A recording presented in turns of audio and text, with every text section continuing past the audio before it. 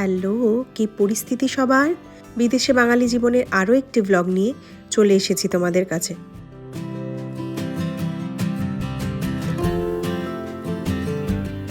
আজকের ব্লগটা আমি শুরু করলাম আমারই বারান্দা দিয়ে।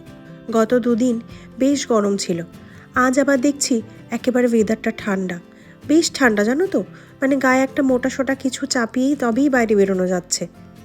এই আজ গরম কাল ঠান্ডা, আবার কাল গরম আজ ঠান্ডা, এই খেলার জন্য চলছেই জানো তো, যার ফলে মানুষ খুব অসুস্থও হচ্ছে এখন। সবারই কম বেশি ঠান্ডা গরম লেগেই রয়েছে। আশেপাশে বাচ্চা কাচ্চা সবাই শুধু হাঁটছে বা কারো জ্বর, বন্ধু বান্ধবের মধ্যে সবারই কম বেশি বাচ্চারা অসুস্থ। আর ঘরের মধ্যে বাচ্চা যদি অসুস্থ থাকে তাহলে কেমন লাগে বলো তো। এখনই বিকেল 4:30 মতন বাজে। এই সময়টা তো হাতে কোনো কাজ থাকে না, প্রায় ফাঁকাই থাকে এই সময়টা। তাই ভাবলাম যে আজকে একটু তোমাদের সাথে বেরোই। শাওনেরও অফিসটা আজ একটু তাড়াতাড়ি শেষ হয়ে গেছে, ভাবলাম যে এইটাই ভালো সময় তোমাদেরকে সাথে নিয়েই একটু এদিকটা আসি। এই দিকটা না আমি আগে একবার এসেছিলাম জানো তো, এত ভালো লেগেছিল আমার, তাই ভাবলাম তোমাদেরকেও একবার নিয়ে আসি। বাড়ি থেকে বেশি দূর না, এই 15 থেকে 20 মিনিট তার মধ্যেই চলে এসেছি। তবে জায়গাটা এত সুন্দর করে সাজানো, প্রতিটা বাড়ির সামনে প্রত্যেকটা ঘাস সাথে গাছ সব কিছুই একেবারে মাপা, এত সুন্দর লাগে দেখতে। প্রথম যেদিন এসেছিলাম সেদিন একেবারে ঝকঝকে রোদ ছিল, তাতে যেন আরও চারিদিকটা বড় বেশি ভালো লাগছিল। এই আমেরিকাতে যেই দিকটা এরকম বাড়িঘর দেখবে তোমরা, সেই দিকে তোমরা কোনো অ্যাপার্টমেন্ট দেখতে পাবে না, কেবলই এরকম বাড়ি, এবং বাড়ির সামনে অনেকটা করে জায়গা নিয়ে বড় বড় বাগান, তার সাথে অনেক ফুল গাছ এরকম করে সাজানো থাকে। আমাদের ইন্ডিয়াতে যেমন দেখেছি বাড়ির পাশেও একটা ফ্ল্যাট দাঁড়িয়ে থাকতে পারে, তবে এখানে জানো তো এরকম বাড়ির পাশে তুমি কোনো অ্যাপার্টমেন্ট দেখতে পাবে না। 5 তলা 6 তলা অ্যাপার্টমেন্টও দূরের কথা, 3 তলা অ্যাপার্টমেন্টও তোমরা দেখতে পাবে না। এই দিকটা শুধুই তোমরা বাড়িঘর দেখতে পাবে। এই বাড়ির সামনে জায়গাগুলো তো এনাদের নিজস্ব জায়গা, তাই আমরা যে একটু গাড়িটা দাঁড় করিয়ে তোমাদেরকে ভালো করে দেখাবো তার উপায় নেই, গাড়ি এখানে দাঁড় করানো যাবে না। আর এই জায়গাটা তো পুরোটাই রেসিডেন্সিয়াল এলাকা, তবে এখানে যে কোনো সময় যে কোনো জায়গায় একটা পুলিশের গাড়ি লুকিয়ে থাকতে পারে। অনেক সময় হয় জানো তো, গাছের তলায় দাঁড়িয়ে থাকে, তুমি তা দেখতেই পাবে না। তুমি যদি গাড়ি থামাও বা স্পিড লিমিট তো ধরা থাকে, এই রাস্তায় এত স্পিডেই চলতে হবে। সাধারণত এই সমস্ত রেসিডেন্সিয়াল এলাকাগুলোতে 25 স্পিডে রাখতে হয় গাড়ি, তার বেশি যদি তুমি করে ফেলো, ব্যাস কোথা থেকে যে একটা পুলিশের গাড়ি ছট করে চলে আসবে তুমি নিজেও টের পাবে না।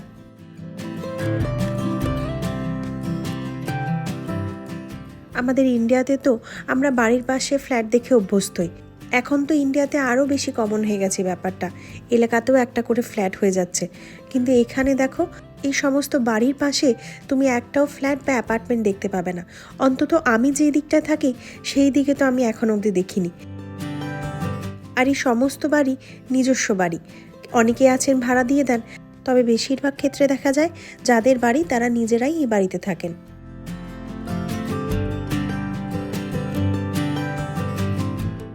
তবে এই যে এলাকাটা দিয়ে আমরা যাচ্ছি, তোমরা হয়তো ভাবছো এটা অনেকটা ভেতরে, আশেপাশে কোনো দোকান নেই, দোকান তো দেখাও যাচ্ছে না, শুধুই তো বাড়ি দেখা যাচ্ছে। আমিও প্রথম এটাই ভাবতাম, তবে তারপরে দেখলাম কোনো না কোনোভাবে আশেপাশে কোনো দোকান আছেই। খুব বেশি ডিস্টেন্সে দোকানগুলো থাকে না, যেমন ধরো এই দেশের কিছু মেন দোকান আছে, ওয়ালমার্ট, কস্কো, টার্গেট। এই আমেরিকায় বেশিরভাগ মানুষ এই সব দোকান থেকেই কেনাকাটা করেন, ফল সবজি থেকে শুরু করে ঘরের যাবতীয় জিনিসপত্র কেনাকাটা। আর এই সব কটা দোকানই বাড়ির একেবারে 1-2 ঘন্টা ডিস্টেন্সে কখনোই থাকে না, যে ডিস্টেন্সে থাকে তাতে তুমি আরামই জিনিসপত্র কিনে কেটে নিয়ে আসতে পারবে। আর যাতায়াত করার জন্য তো এখানে গাড়িটা সবার বাড়িতেই থাকে, সব কটা বাড়ির সামনে দেখো হয় একটা নয় দুটো গাড়ি দাঁড়িয়েই আছে।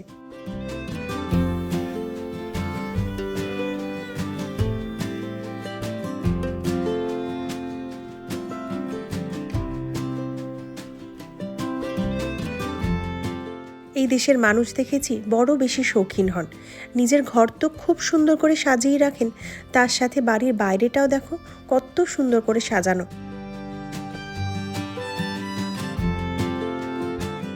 কলকাতায় যেমন আমরা বলে থাকি পাড়া, তেমনটা কিন্তু এটা আমেরিকার পাড়া বলা চলে। আমাদের পাড়ার সাথে এই আমেরিকার পাড়ার তফাৎ হচ্ছে, আমাদের পাড়ার মোড়ে মোড়ে একটা করে দোকান পাওয়া যায়, আড্ডা দেওয়ার জন্য একটা করে ক্লাব থাকে, সাথে বাড়ির মাঝে একটা দুটো বিল্ডিংও দেখা যায়। তবে এখানকার পাড়া মানে এই একই ধাঁচের তৈরি একগুচ্ছ বাড়ি, তার সামনে কতগুলো গাড়ি, সাথে সবুজ ঘাস। ও আরেকটা জিনিস তো বলিনি, পাড়া মানে অনেকগুলো লাইট পোস্ট, তার সাথে বাড়ির সামনে থাকা আরও ছোট ছোট কিছু লাইট। তবে এখানকার পাড়া মানে ওই একটা দুটো লাইট টিম টিম করে তাও আবার জ্বলে। এই যে বাড়ির সামনে ছোট ছোট করে লাইট জ্বালিয়ে রেখেছে, রাত্রিবেলা আসলে দেখবে এই দিকটা একেবারে অন্ধকার।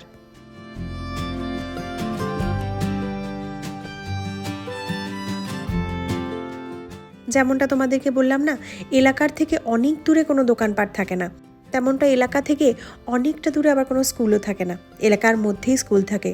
কারণ এখানে তো অ্যাডমিশনটা সেইভাবেই হয়, এলাকা ভিত্তিক। অনেকে দেখি স্কুলে ভর্তির জন্য এলাকা পাল্টে অন্য এলাকায় যান, কারণ যেই স্কুলে উনি হয়তো ভর্তি করাতে চান সেই স্কুলে ভর্তি করার জন্য ওই আশেপাশেই কোনো একটা এলাকাতেই থাকতে হবে, না হলে ওই স্কুলে উনি ভর্তি করাতে পারবেন না। এই দেখো, এটা হচ্ছে এই এলাকার স্কুল।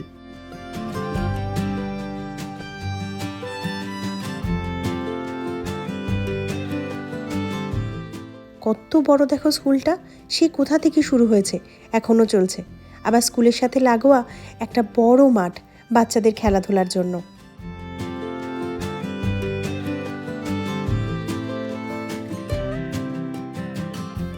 এবং আরেকটা জিনিস তো অবশ্যই থাকে, প্রতিটা এলাকায় একটা করে পার্ক মতন ব্যবস্থা করাই থাকে বাচ্চাদের সুবিধার্থে।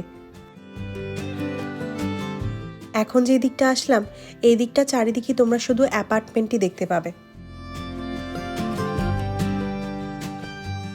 অ্যাপার্টমেন্টের গা লাগোয়া ঘর আমি অন্তত আমারই এলাকায় দেখিনি। অ্যাপার্টমেন্টের গা লাগোয়া আমি অ্যাপার্টমেন্টই দেখেছি। হয়তো উল্টো দিকের রাস্তায় বেশ কিছু ঘর দেখতে পাবে, বা খানিক পা হেঁটে একটা দুটো ঘর দেখতে পাবে। রাস্তার দুপাশ ধরে কিন্তু কেবলই অ্যাপার্টমেন্ট চলছে। মাঝের এই রাস্তাটা গিয়ে মিশবে একদম আমার অ্যাপার্টমেন্টের সামনে। এদিকে ডান পাশে বেশ কিছু রেস্টুরেন্ট এবং ঘরের জিনিসপত্র কেনার জন্য বেশ কয়েকটা দোকানও রয়েছে।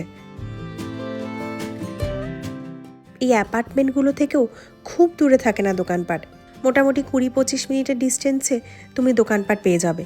তাতে ঘরের শাকসবজি এবং ঘরের জিনিসপত্র সবই পেয়ে যাবে।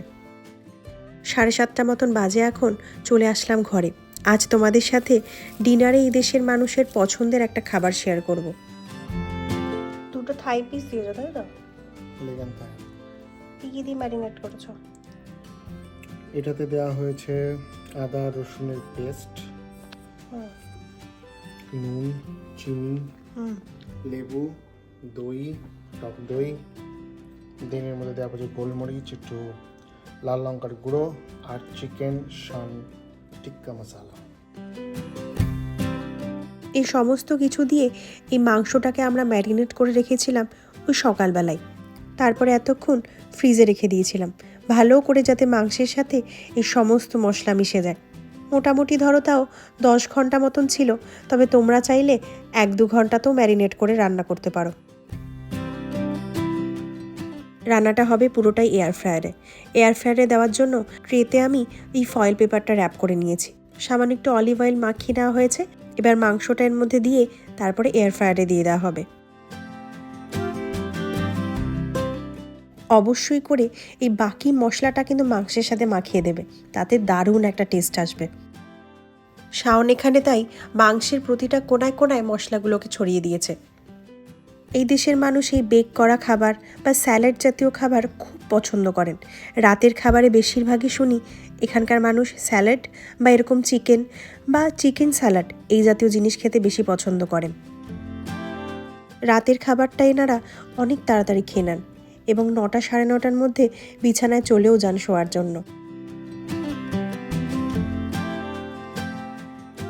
এখানে 360 ডিগ্রিতে 20 মিনিটের জন্য চিকেনটা এয়ার ফ্রায়ারে দিয়ে দিলাম।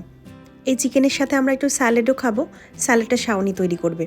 শাওন এই দেশের খাবার খুব সুন্দরভাবে তৈরি করতে পারে।